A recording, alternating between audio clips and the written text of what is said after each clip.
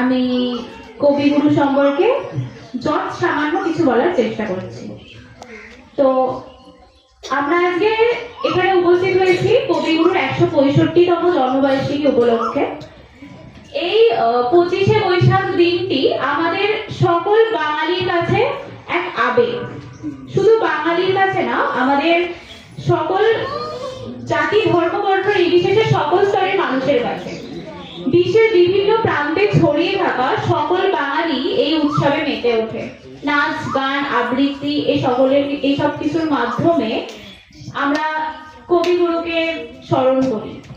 কবিগুরু এমন কিছু কালজয়ী উপন্যাস, গান, কবিতা রচনা করে গেছেন, যার মাধ্যমে আমরা প্রতিনিয়ত জীবনে ভেঙে পড়া, জীবনে সফল হওয়া সবকিছুর ক্ষেত্রেই ওনার অবদান ভীষণভাবে গুরুত্বপূর্ণ। কবিগুরুর জীবদ্দশায় তার জন্মদিন শান্তিনিকেতনে খুব আড়ম্বর পূর্ণের সাথে আয়োজিত হতো। কবিগুরু তার জীবনের শেষ দশায় তার জন্মবার্ষিকী উপলক্ষে কয়েকটা লাইন লিখে গিয়েছিলেন, যা আমাদের দার্শনিক কবির জীবনের নির্যাস। কবিগুরু এমন কিছু কবিতা লিখে গিয়েছিলেন যা সুনিপুণ ফুলের সমাহার। তো সেই কয়েকটা লাইন আমি বলার চেষ্টা করছি।